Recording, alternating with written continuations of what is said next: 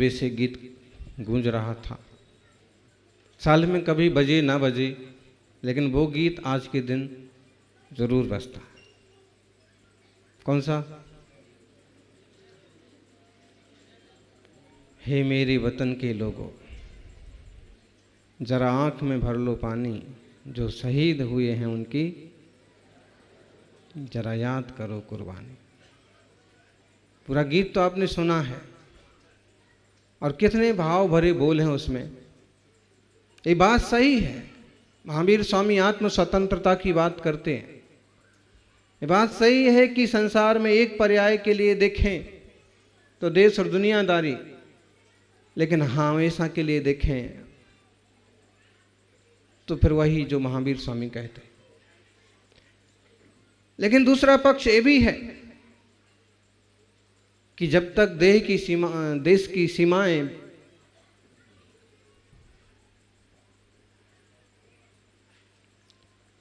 जबकि देश की परिस्थितियां और जब तक देश की धाराएं व्यवस्थित नहीं है, तब तक देश में रहने वाले नागरिक भी कुछ कर सकते नहीं।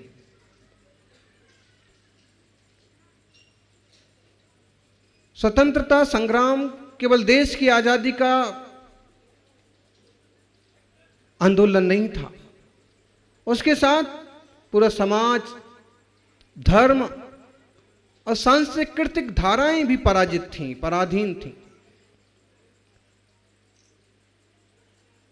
कहते हैं अंग्रेज लोग अपने अधिकार जताने के लिए लोगों पर बहुत आतंक ढाया करते थे।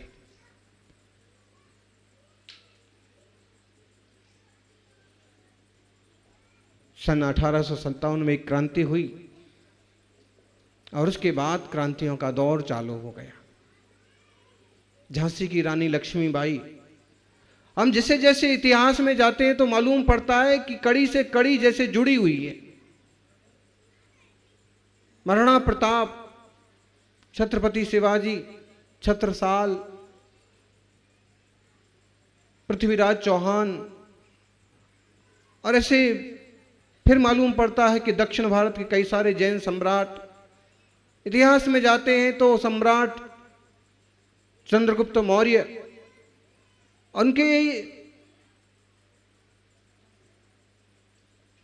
थोड़े बाद के एक सम्राट महामेघवाहन खारवेल, और अहिंसा के साथ साथ देश में धर्म संस्कृति की धारा बहती रही।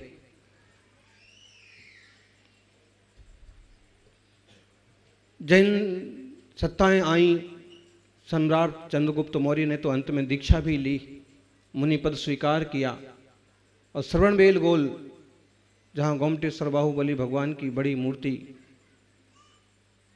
वहां चंद्रगिरी पर्वत से वहां स्वर्ग सिधारे, उनके गुरु भी वहां से स्वर्ग सिधारे, और इसीलिए उस पहाड़ का नाम चंद्रगिरी पड़ा।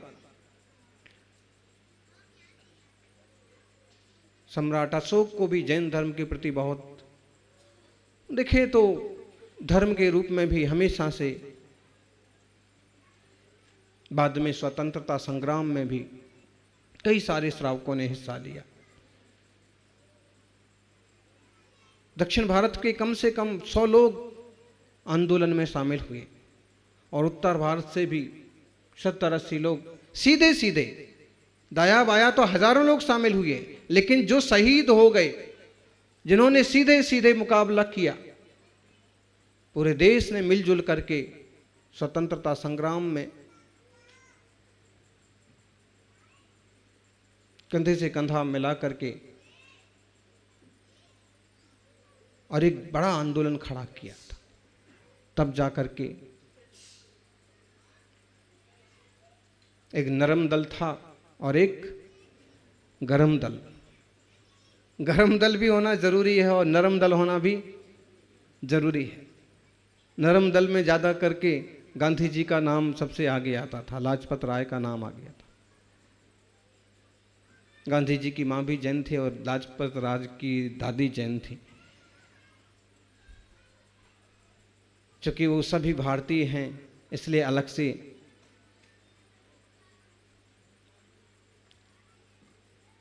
गरम दल बोलो तो चंद्रशेखर आजाद, भगत सिंह और सुभाष चंद्र बोस जैसे। हमारे यहाँ भी गरम दल और नरम दल के लोग हैं।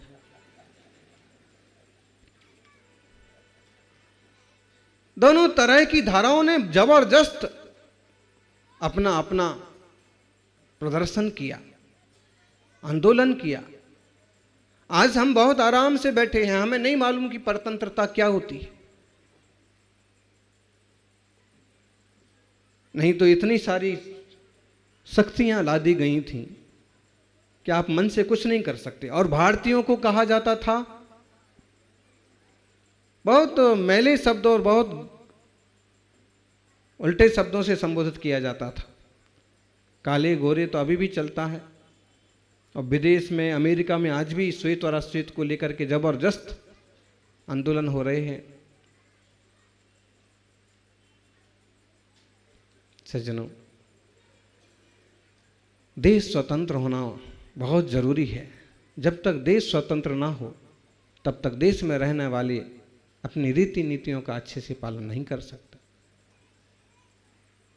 और हर जगह से क्रांति की ज्वाला उठ खड़ी हुई, तब जाकर के हजारों हजार लोगों ने प्राण फूंके, हजारों हजार लोगों ने कुर्बानियां दी।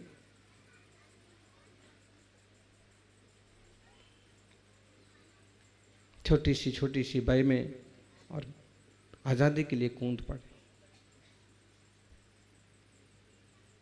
बहुत सारे नाम आपको पता है, खुदराम बोस, राजगुरु वगैरह।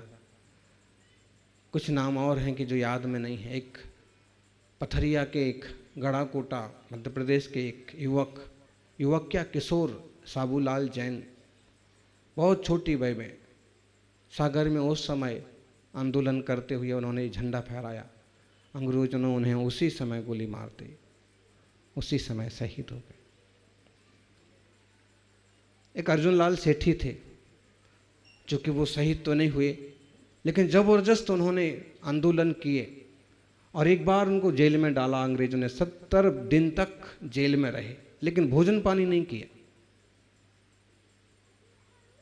अब इसको देखिए आप, एक व्यक्ति धर्मात्मा होने के साथ कैसा देशभक्त हो सकता है।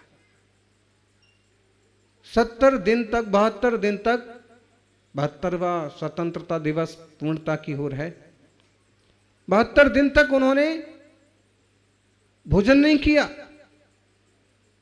जेलर, पुलिस अधिकारी सब परेशान, और किसी भी हालत में उन्हें खाना खिलाना चाहते, क्योंकि वो भी एक बड़े नेता थे उस समय के। और अगर ये मर गए तो और आंदोलन भड़क जाएगा। उन्होंने कहा नहीं, जब तक मेरी दर्शन प्रतिमा है, जब तक मैं जिन दर्शन नहीं करता हूं, तब तक मैं भोजन नहीं करता। आप कहोगे इतनी छोटी सी बात, आज के युवाओं के लिए भले छोटी बात हो सकती है, लेकिन ऐसे लोग भी क्रांति के आंदोलन में कूदे। जब तक मैं जिन दर्शन नहीं कहते हैं, तब उनको जेल से रिहा नहीं किया गया, छोड़ा नहीं गया।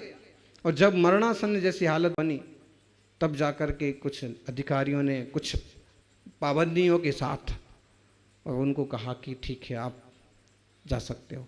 जब जिन दर्शन किया, भगवान का दर्शन, उसके बाद उन्होंने भोजन पानी किया। तो केवल एक क्रांति से, इस आजादी से व्यक्ति की स्वतंत्रता ही नहीं हुई है, धार्मिक स्वतंत्रता भी मिली, सांस्कृतिक स्वतंत्रता भी मिली, और एक आप खुले आसमान में सांस ले सकते। पिंजरे में रहना तो चिड़िया भी पसंद नहीं करती, हम तो इंसान हैं, और हमने ना तो कभी किसी पर गुलामी लादी है और न किसी की गुलामी चाहिए। अपनी कमजोरियों से, अपनी गलतियों से आज अंग्रेजों के हाथों में ये देश पड़ गया। और उसके बाद भी डिवाइड एंड रूल, फूट डालो और शासन करो की नीति से समाज टूटता गया। और 200 साल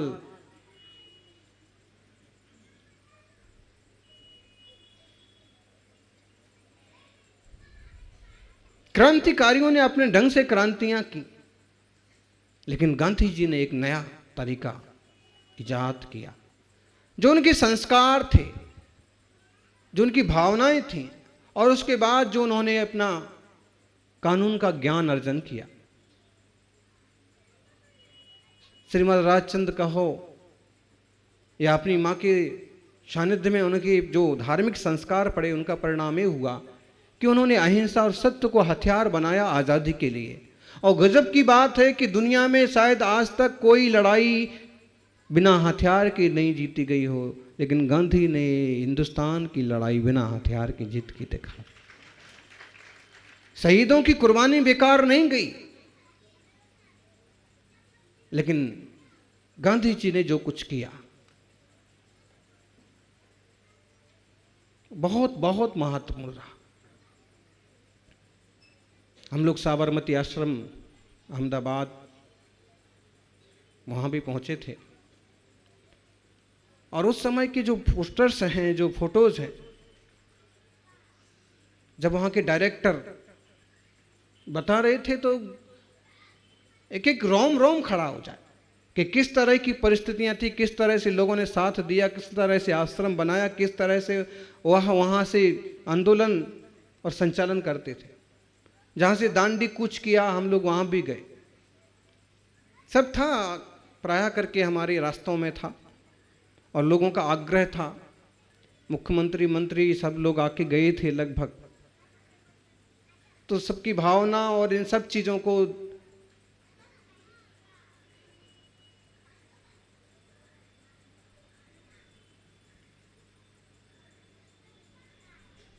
सत्य मेरा भगवान और अहिंसा उसे पाने का रास्ता, और मेरा जीवन ही मेरा संदेश, अपने हाथ से लिखे गए इस टाइप के संदेश भी वहां।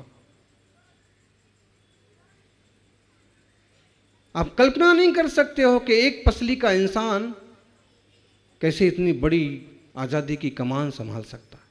और गजब की बात है कि लोग कुछ करके कुछ पाना चाहते हैं, और उन्होंने सब कुछ करके भी किसी प्रकार का कोई पद प्रतिष्ठा स्वीकार नहीं की।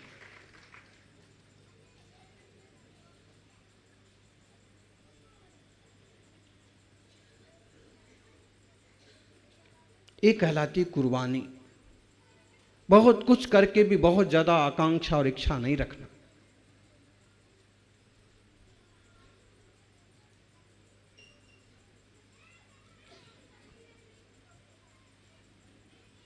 ये मेरे वतन के लोगों, जरा आंख में भर लो पानी, जो शहीद हुए हैं उनकी जरा याद करो कुर्बानी। अभी आप लोगों ने देखा कारगिल एक बहुत बड़ा ऑपरेशन कहिए, अथवा एक तरह का युद्ध ही था, और सैनिकों ने किस जज्बे से सीमाओं को सुरक्षित रखा। जैसे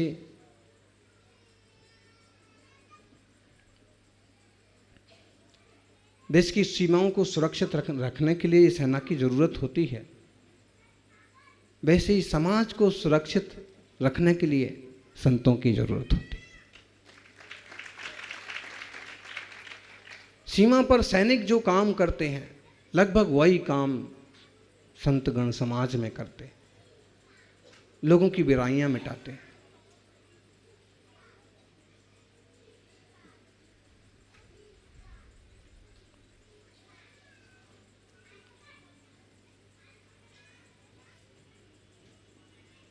आज की नई पीढ़ी नहीं सोच सकती है कि किस तरह का माहौल रहा होगा।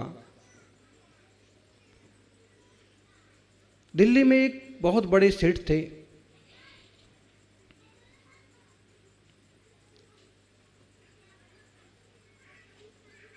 अक्सर कर उनके घर कांग्रेस की मीटिंग्स होती थी।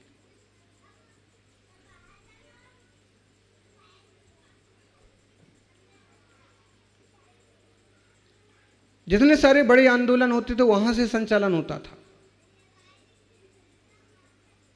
आज भी दिल्ली में हैं, आज भी उनके परिजन हैं। लाल मंदिर का निर्माण भी उनके परिजनों ने कराया था।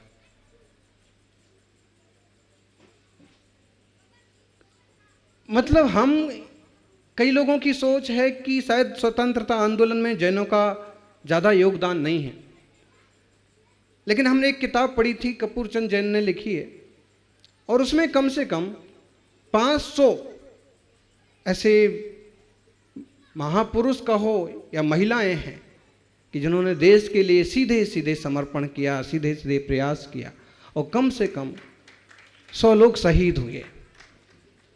हरियाणा से एक बहुत बड़े रईस थे, लाला हुकुम चंद।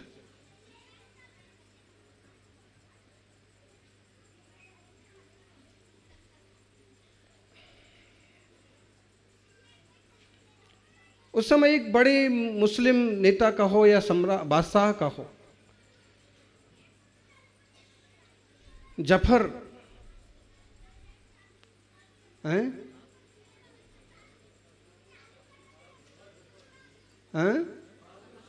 बहादुर शाह जफर, उनकी रियासत कहिए या उनका और उनका डायरेक्ट संबंध जैसा था। उनका और उनका बेटों का इस आज़ादी की लड़ाई में समापन होने के बाद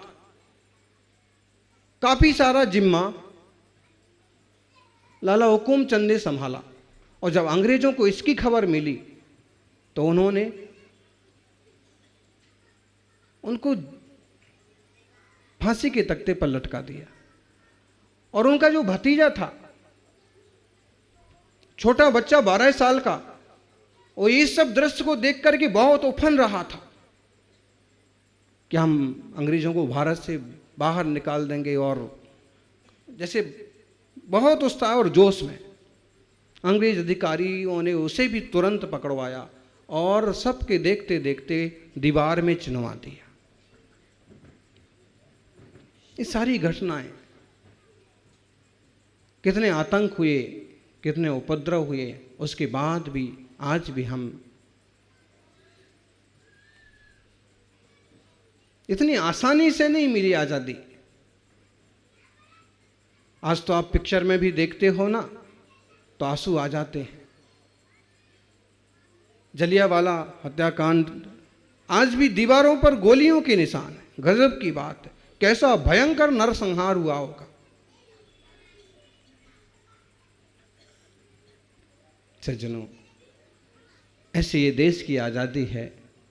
ऐसे हमें, जब देश को आज़ाद करने के लिए इतने सारे पुरुषार्थ और उपक्रम किए गए, तो देश आज़ाद हुआ और आज हम सुख की सांस ले पा रहे। फिर हमें अपने आत्मा की आज़ादी के लिए कितना प्रयास करना होगा। आत्मशुद्धि के लिए भी ऐसे ही पुरुषार्थ करना होगा।